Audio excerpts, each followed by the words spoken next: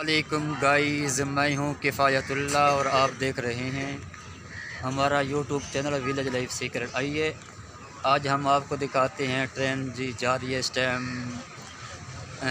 पेशावर की तरफ।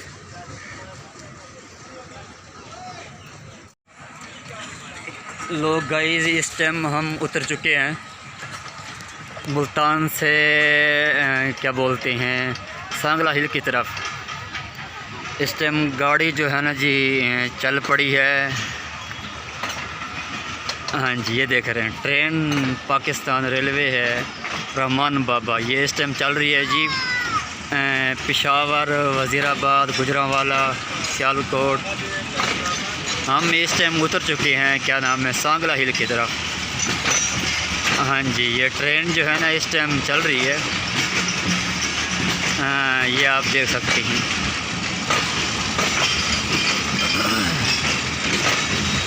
गाइस हम आए थे सैर सपाटे के लिए मुल्तान से सांगला हिल की तरफ।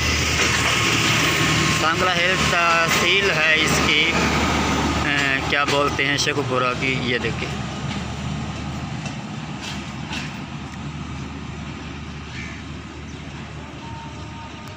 लो गाइस, ये सांगला हिल है, ये उसका जो है ना स्टेशन है। ये सांगला हिल का पाजी स्टेशन है। हम जो है ना इस टाइम उतर चुके हैं, एक दोस्त के पास आए थे।